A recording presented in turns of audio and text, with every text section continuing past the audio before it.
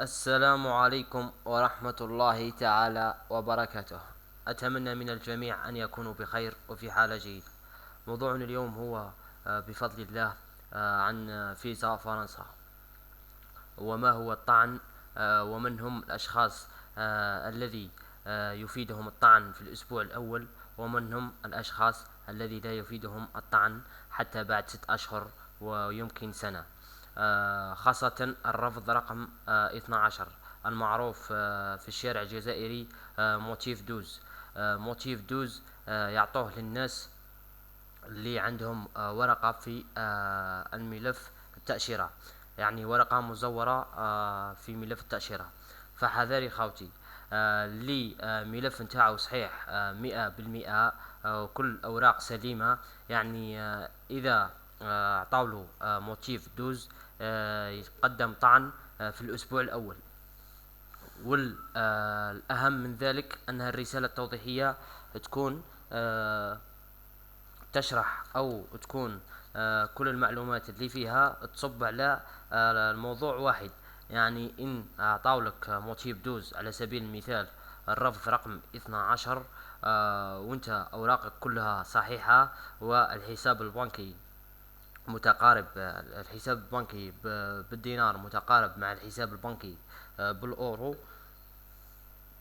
بإمكانك تقديم الطعن في الأسبوع الأول. والرسالة التوضيحية تكون على الريكلاماسيو نتاع قبول الفيزا، يعني تأكد لهم باللي الملف نتاعك صحيح، باللي الأوراق كلها سليمة وما تغير حتى ورقة، يعني لا زيادة ولا نقصان، يعني بقى فقط موضوع الرفض. وكل ما كانت الرسالة التوضيحية يعني تصب على موضوع واحد، كل ما القنصل راح تقنعوا، ممكن 90% يعطوك قبول الفيزا. يعني هذول الاشخاص اللي ملف تاعهم صحيح، والاشخاص اللي على بالهم باللي حطوا ورقة مسكانية في الدوسي تاع الفيزا، فحذري خوتي.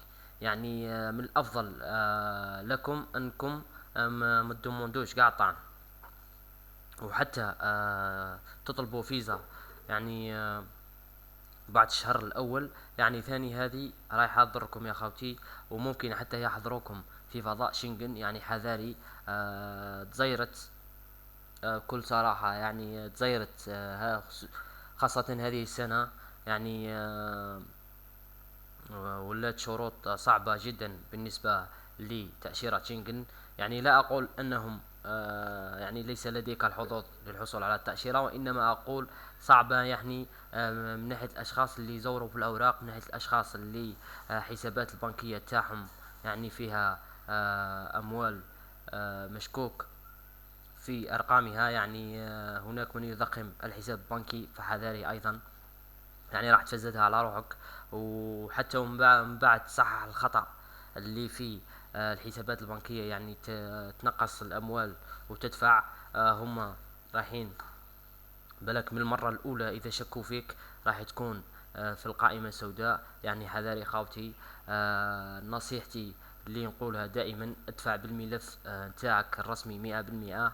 الحساب البنكي سر أي تأشيرة في العالم، السر في الحساب البنكي، لأنها هي عبارة عن تجارة دولية إن صح التعبير. هناك أموال تدخل في كل خزينة لأي دولة، إن كانت في الفضاء شنغن أو حتى كندا أو أمريكا.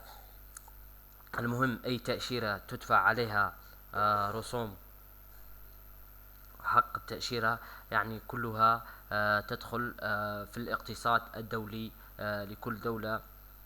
مثلا في الاتحاد الأوروبي يعني همهم الأموال. فنصيحتي أنه يكون الحساب البنكي الكونت دينار متقارب مع الكونت أورو، يعني حتى الرولوفي دو كونت تاع سيموا يكونوا منطقيين مع الوظيفة اللي راك تأدي فيها. حتى وإن كنت تاجر، يعني التجارة تاعك تكون الأموال اللي في الحساب البنكي تكون منطقية مع العمل اللي راك تعمل فيه.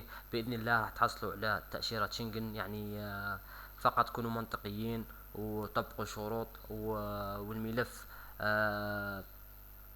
الملف اللي يطلبوه منك لا زيادة لا نقصان. مثلا أنت كتاجر يطلبوا منك السيفا، السيفا والرولوفي تاع الكاسنوس تاع لاسيرونس.